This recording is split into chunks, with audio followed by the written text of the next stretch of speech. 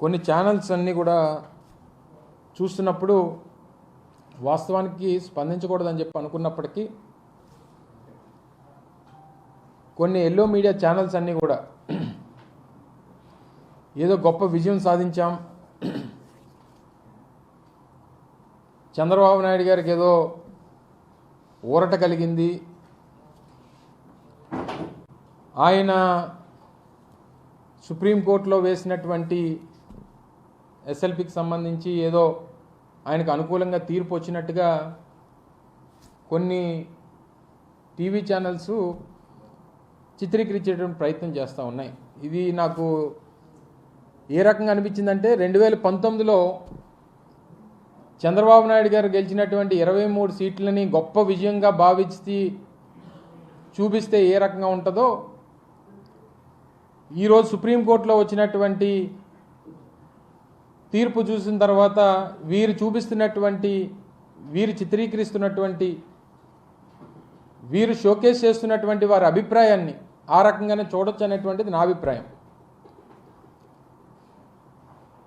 అసలు జరిగినటువంటి కేసు కానీ, జరిగినటువంటి వాదనలు కానీ, ఇచ్చినటువంటి తీర్పు కానీ ఇవన్నీ చూసిన తర్వాత నాకు తెలిసి ఏ రకమైనటువంటి రిలీఫ్ అనేటువంటిది చంద్రబాబు నాయుడు గారికి కలగలేదు అనేటువంటిది నా అభిప్రాయం, ప్రజల అభిప్రాయం, కోర్టు అభిప్రాయం. వాస్తవానికి అసలు ముందుగా గమనించాల్సింది ఏంటంటే అసలు ఈ కేసుకు సంబంధించి 17A అనేటువంటిది ఏదైతే వర్తిస్తుందా వర్తించదా అనేటువంటి దాని మీద జరిగినటువంటి ఈ కేసు 17A అనేటువంటిది ఒక ప్రొసీజర్కి సంబంధించినటువంటి ఒక సెక్షన్. అందులో భాగంగా 2018 చివరిలో ఇచ్చినటువంటి సెక్షన్ ఏదైతే అమల్లోకి వచ్చిందో, స్కిల్ స్కామ్ అనేటువంటిది 2015 నుంచి 2018 మొదటి అంకంలోనే అప్పుడు ఉన్నటువంటి కేసు రిజిస్టర్ చేయాలని చెప్పి రావడం, ఇవన్నీ సెక్షన్ అమలుకు రాకముందు వచ్చినటువంటిది కాబట్టి ఇది వర్తించదు అనేటువంటిది సిఐడికి సంబంధించి కానీ లేదా ఇన్వెస్టిగేషన్ ఏజెన్సీకి సంబంధించినటువంటి వాదన. సో ఈ క్రమంలో చంద్రబాబు నాయుడు గారు కానీ, వారి పార్టీ కానీ, వారికి సంబంధించినటువంటి మనుషులు కానీ, లేదా వారి తరపున లాయర్లు కానీ ఈ రోజు వరకు ఎక్కడా అసలు మేము తప్పు చేయలేదనేటువంటి మాట ఎక్కడా మాట్లాడట్లేదు. పోనీ వేసినటువంటి కేసు కూడా అసలు ఈ కేసుకి మాకు సంబంధం లేదని కానీ, లేదా నేను అవినీతికి పాల్పడలేదని కానీ, ఈ 360 కోట్ల 350 కోట్లకు సంబంధించినటువంటి ప్రజాధనాన్ని, ప్రభుత్వ ధనాన్ని నేను దోచుకోలేదని కానీ ఎక్కడా కూడా ఈ వాదనలో కానీ వారు చెప్పేటువంటి సమాధానంలో కానీ లేదు. మీరు గవర్నర్కి చెప్పలేదనో, స్పీకర్కి చెప్పలేదనో, ఏదైతే చట్టం 17A చెప్తుందో దాన్ని ప్రొసీజర్గా ఫాలో కాలేదు కాబట్టి దీన్ని స్క్వాష్ చేయండి అనేటువంటిది వారు కోరుతూ ఉన్నారు. సరే, ఈ డివిజన్ బెంచ్ ఇద్దరు జడ్జిలు కలిగినటువంటి బెంచ్ ఏదైతే ఈరోజు తీర్పునిచ్చిందో, ఒకరు అన్నారు 17A వర్తించదన్నారు, మరొకరు వర్తిస్తుంది అనేటువంటి మాట చెప్పేటువంటి అభిప్రాయాన్ని మనం చూసాం. చెప్పినటువంటి వారు కూడా కామన్గా చెప్పినటువంటిది ఏంటి, ఇన్వెస్టిగేషన్ ఏజెన్సీ చేసినటువంటి ప్రొసీజర్ రిమాండ్కి తీసుకోవడానికి సంబంధించి కానీ, లేదా జరుగుతున్నటువంటి ఇన్వెస్టిగేషన్ కానీ అవి పద్ధతి ప్రకారమే జరుగుతున్నాయి తప్ప ఎక్కడా కూడా లాప్సెస్ అనేటువంటివి లేవు అనేటువంటిది కామన్ అభిప్రాయాన్ని వాళ్ళు వ్యక్తపరచడం జరిగింది.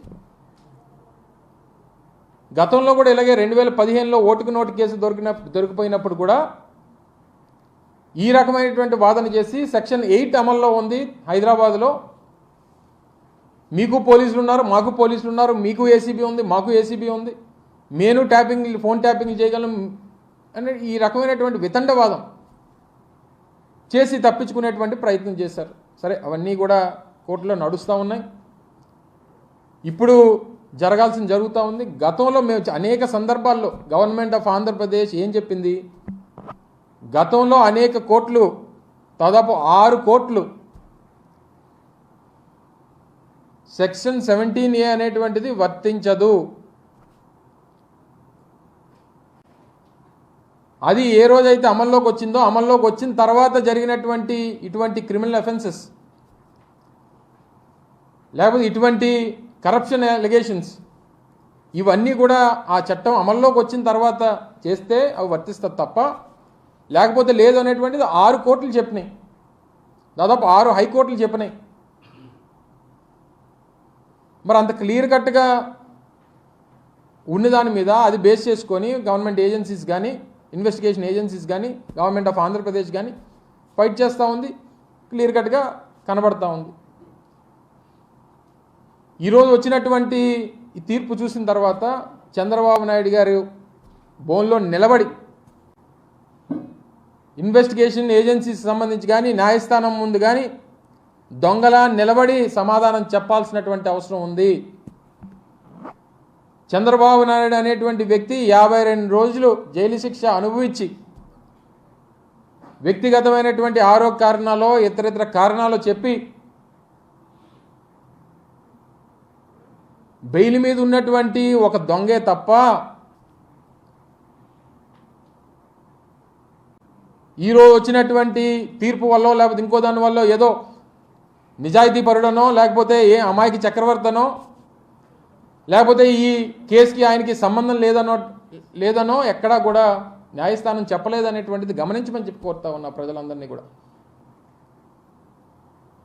ఈ వచ్చినటువంటి తీర్పుని వారికి నచ్చినట్టు ఈరోజు సుప్రీంకోర్టు చీఫ్ జస్టిస్ నేతృత్వంలో ఉన్నటువంటి దానికి వారు బదలాయించారు. సరే, ఒకరి వాదన ఒకలా ఉంది, ఒకరి వాదన ఒకలా ఉంది. కామన్ ఇష్యూస్ అన్నీ కూడా వాళ్ళు సమర్థించుకునేటువంటి ప్రయత్నం, ప్రభుత్వం మనం సమర్థించాం, వారు చెప్పుకునేటువంటి ప్రయత్నం చేశారు, వారు దాన్ని అంగీకరించారు. ప్రొసీజర్స్ని ఎక్కడా కూడా డివియేట్ చేయలేదనేటువంటి మాట చెప్పారు. ఈ సెక్షన్ 17A అనేటువంటిది ఇట్స్ ప్రొసీజరల్ యాక్ట్, ఒకటి ప్రొసీజరల్ యాక్ట్. అది దాన్ని చెయ్యాలా లేదనేటువంటిది దాన్ని రూల్ పొజిషన్ ప్రకారం నిర్ణయం తీసుకుంటారు. దానికి సమాధానం చెప్పడం మానేసి ఈరోజు తప్పు చేయలేదనేటువంటి మాట ఎక్కడ చెప్పు, డబ్బులు కొట్టేయలేదనేటువంటి మాట ఎక్కడ చెప్పవు, నేను నిజాయితీ పరుడు అనేటువంటి మాట ఎక్కడ చెప్పరు, అసలు ఈ కేసుకి మాకు సంబంధం లేదనేటువంటి మాట ఎక్కడ చెప్పరు. చివరికి వచ్చి చెప్పేది ఏంటంటే మీరు చేసినటువంటి ప్రక్రియ కరెక్ట్ కాదనేటువంటి చెప్తారు.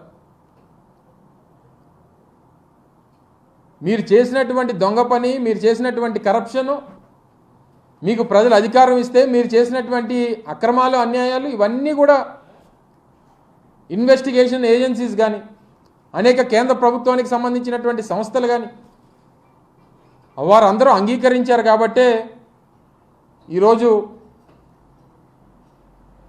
ఆయన శిక్ష రిమాండ్కు వెళ్ళి ఈరోజు బెయిల్ మీద తిరుగుతూ ఉన్నారు. ఈరోజు ఏదో మంచి జరిగిపోయి కేసు కొట్టేసినట్టు టీవీ ఛానల్స్ కొన్ని వాళ్ళ ఎల్లో మీడియా చూపిస్తూ ఉంది. అసలు ఏమీ లేనట్టు చంద్రబాబు నాయుడు గారు కడిగిన ముత్యంలా బయటకు వచ్చేసినట్టు, అసలు ఇచ్చినటువంటి అసలు వేసినటువంటి కేసు ఏంటి, వారు చెప్పినటువంటి న్యాయస్థానం చెప్పినటువంటి మాట ఏంటి, ఎక్కడా కూడా సంబంధం లేకుండా వాళ్ళ తాలూకా వాదన చూస్తూ ఉంటే చాలా అన్యాయంగా, అక్రమంగా ప్రజల్ని తప్పుదోవ పట్టించేటువంటి ప్రయత్నం చేస్తూ ఉన్నారు. చంద్రబాబు నాయుడికి చేతికి పడినటువంటి సంఖ్యలు కానీ, ఆయన మీద పడినటువంటి ఈ అవినీతి మచ్చ కానీ ఆయన నిరూపించుకోవాల్సి ముందుకొచ్చి చెప్పానండి. న్యాయస్థానం ముందు నేను నిలబడి చెప్తాను, బోల్లో నిలబడి నేను తప్పు చేయలేదనేటువంటి మాట చెప్తాననేటువంటి మాట ఈ రోజు వరకు గడిచినటువంటి 4-5 నెలలుగా ఆయన మీద కేసు ఇదంతా కూడా నడుస్తుంది. ఈ రోజు వరకు ఎక్కడ మాట్లాడు దాని మీద, ఎక్కడ చెప్పడు నేను తప్పు చేయలేదనేటువంటి మాట చెప్పడు ఎక్కడ. వీటన్నిటికన్నా మించి రేపు ప్రజల ముందు ప్రజాక్షేత్రంలో ప్రజలు నిర్ణయిస్తారు. సరే, న్యాయస్థానం, ఈ ప్రొసీజర్స్, ఈ చట్టాలు, మనకున్నటువంటి ప్రక్రియలు ఇవన్నీ సాగుతూ ఉంటాయి. ఎండ్ ఆఫ్ ది డే ప్రజలు చంద్రబాబు నాయుడు చేసినటువంటి తప్పుని గమనిస్తూ ఉన్నారు. తప్పకుండా ప్రజాకోర్టులో మరొకసారి శిక్ష పడేటువంటి పరిస్థితి దగ్గరలో ఉంది అనేటువంటి మాట ఈ సందర్భంగా మీ ద్వారా మరొకసారి తెలియజేస్తా ఉన్నా. ఒకవేళ కరెక్టే అంటే రేపు ఏ ప్రభుత్వం వచ్చినా అందరి మీద క్యాబినెట్ డెసిషన్స్ అన్నిటి మీద కేసులు పెట్టే అవకాశం ఉంటుంది సార్. ఇప్పుడు ఒకవేళ దీన్ని సుప్రీంకోర్టు సమర్థిస్తే భవిష్యత్తులో అన్ని ప్రభుత్వాలు ఏ ప్రభుత్వం అంటే ఇప్పుడు మీరు అనేది ఏంటంటే, ఏబిఎన్ చెప్పేది ఏంటంటే, క్యాబినెట్లో చేసినటువంటి నిర్ణయాన్ని చంద్రబాబు నాయుడు గారు అమలు చేశారు. సో దాన్ని మీరు తప్పుపడుతున్నారు అనేటువంటి అభిప్రాయాన్ని మీరు వ్యక్తపరుస్తున్నారు. అలా క్యాబినెట్లో వారు పెట్టినటువంటి దానికి స్కిల్ స్కామ్లో జరిగినటువంటి ప్రక్రియకి ఎక్కడ కూడా సంబంధం లేదు. టోటల్గా డీవియేట్ చేసినటువంటి కార్యక్రమం చేశారనేటువంటిదే మేము ప్రభుత్వంలో ఉన్నటువంటి మా దగ్గర ఉన్నటువంటి రుజువులతో సహా అనేక సందర్భాల్లో చెప్పాం. స్కిల్ డెవలప్మెంట్ కార్పొరేషన్ అనేటువంటిది అలా ఆ మేధావి అయితే ఆ జనరల్ సెక్రటరీ, ఆ పార్టీ జాతీయ ప్రధాన కార్యదర్శి ఆ మేధావి అంటాడు. అసలు కార్పొరేషన్కి సంబంధించి అసలు క్యాబినెట్కి కానీ లేదా మంత్రులకు కానీ అసలు అలా ఆ ప్రొసీజరే ఉండదు. అసలు వాళ్ళ దాని ప్రకారం ప్రొసీజర్ ప్రకారం వాళ్ళ ఫైల్ కూడా రావు అనేటువంటి మాట చెప్తా ఉన్నాడు. ఆయన మంత్రిగా పనిచేశాడు, 2.5 సంవత్సరాలు మంత్రిగా పనిచేశాడు ఆయన.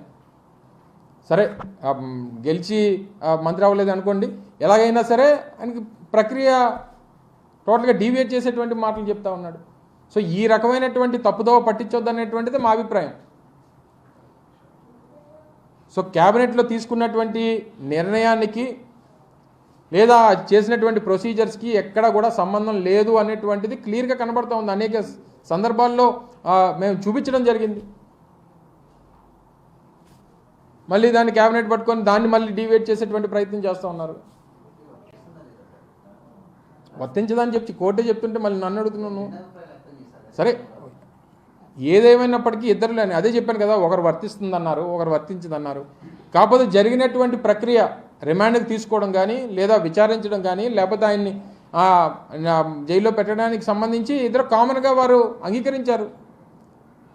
17A అనేటువంటిది అసలు నీకు జరిగినటువంటి అవినీతికి నీకు సంబంధం లేదనేటువంటిది కాదు కదా 17A కేసు. 17A అనేటువంటిది ఇట్స్ ప్రొసీజర్కి సంబంధించినటువంటి దాని మీద వేసినటువంటి కేసు అది. అది చంద్రబాబు నాయుడు గారికి ఈ కేసుకి స్కిల్ స్కామ్కి సంబంధం లేదనేటువంటిది ఆ సెక్షన్ కానీ లేకపోతే ఆ కేసు మీద వేసినటువంటిది స్కాష్ కాదు కదా. సో దాన్ని ఎందుకు వాళ్ళు పూర్తిగా కేసుకి దీనికి ఎందుకు ముడి పెడుతున్నారు అనేటువంటిది మా అభిప్రాయం. ఎందుకు మీకెందుకు గౌరవపడుతుంది? మీరెందుకు గౌరవపడుతున్నారు? నాకు లేని గౌరవం మీకెందుకు?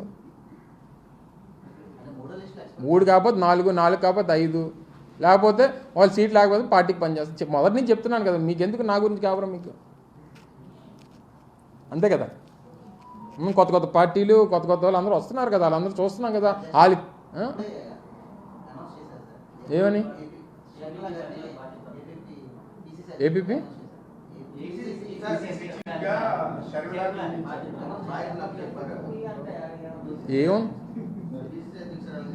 ఏముందిలే, కాంగ్రెస్ పార్టీ పాత పార్టీకి కొత్త ప్రెసిడెంట్ అంతే కదా. పాత పార్టీ అది, లేని పార్టీ, రాష్ట్రంలో లేని పార్టీకి ఎవరు ప్రెసిడెంట్ అయితే మాకేంటి? అది రాష్ట్రంలో పార్టీ ఉందా చెప్పండి. నాకు తెలిసి మొన్న జరిగినటువంటి ఎన్నికల్లో 0.4% ఎంత వచ్చింది ఆ పార్టీకి, నోటా కంటే తక్కువ వచ్చింది. అటువంటి లేని పార్టీకి లేకపోతే అండి దాని గురించి చర్చించుకోవడం అనవసరం నాకు తెలిసి. అయితే ఎందుకు జగన్మోహన్ రెడ్డి గారు ఇప్పుడు చంద్రబాబు నాయుడు గారు అన్నదమ్ములు ఉన్నారు, చాలామందికి ఉన్నారు. మోడీ గారికి ఉండుంటారు నాకు తెలిసి. అందరికి ఉన్న వాళ్ళు అందరూ ప్రధానమంత్రులను లేకపోతే అందరూ రాష్ట్రపతులు అయిపోతారు కదా. మరి అలాగైతే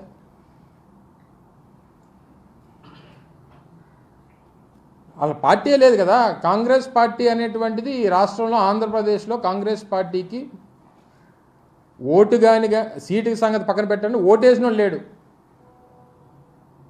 ఎందుకు వేయట్లేదు? కాంగ్రెస్ ఈ రాష్ట్రానికి చేసినటువంటి ముఖ్యంగా ఈ రాష్ట్ర ప్రజలకు చేసినటువంటి అన్యాయం. ఒక కులానికో మతానికో ప్రాంతానికో లేదా ఒక వ్యక్తికో వర్గానికో చేసినటువంటి అన్యాయం కాదు. ఈ రాష్ట్రంలో ఉన్నటువంటి 5,30,00,000 మంది ప్రజలకి మనం కలిసి నిర్మించుకున్నటువంటి హైదరాబాద్ కానీ, కలిసి నిర్మించుకున్నటువంటి ఉమ్మడి రాష్ట్రం కానీ, అందరం కలిసి ఉండాలని చెప్పి కోరుకున్నటువంటి ప్రజలు కానీ, వీరి తాలూకు ఆలోచనల్ని, నమ్మకాలని, భవిష్యత్తుని అడ్డంగా గొడ్డలతో నరిగినటువంటి పార్టీ కాంగ్రెస్ పార్టీ.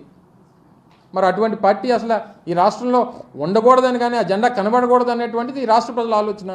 అలాగే కనబడట్లేదు. అటువంటి లేని పార్టీకి ఎవరు ప్రెసిడెంట్ అయితే మేమేం పట్టించుకుంటాం, మాకేం సంబంధం అంటున్నాను.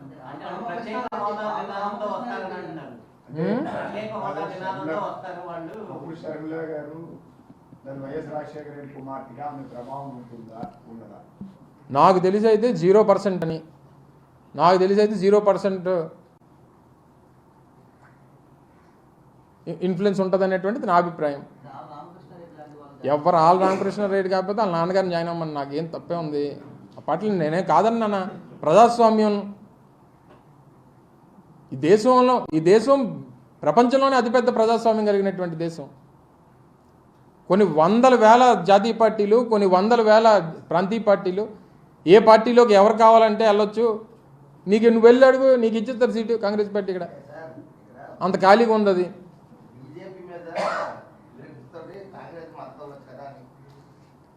బీజేపీ మీద విరక్తుందా? సర్లే, ఎవరి మీద అలా కదమ్మా. రేపు 10 మంది పోటీ చేస్తారు. 10 మందికి వేయలేవు కదా నువ్వు ఓటు. ఎవరికో ఒకరికే కదా వేయగలవు. ఓటు అనేది నువ్వు ఒకసారి నొక్కగలవు కదా బట్టను. ఏదన్నా ఎవరి అభిప్రాయాలకు ఉండొచ్చు, నేను కాదనట్లా. ప్రతి రాజకీయ పార్టీకి నేనేదో ఈ రాష్ట్రంలో నేనే ముఖ్యమంత్రిని అవుతానని కానీ, ఈ రాష్ట్ర భవిష్యత్తు నా రాజకీయ పార్టీ ద్వారా అవుతుందనేటువంటి నమ్మకం ప్రతి ఒక్కరికి ఉండొచ్చు. కానీ ఎవరు మంచి చేయగలరు, ఎవరు ప్రజలకి మేలు చేయగలరు అనేటువంటి అసలు ఆ పార్టీకి సంబంధించి లేని పార్టీ గురించి ఎంతసేపు మాట్లాడుకోవడం నాకు తెలియక అడుగుతాను. నిన్నటి వరకు ఇంకొక ఆయన ఉన్నారు, ఈరోజు కొత్త వాళ్ళు వచ్చారు. అంతే తేడా.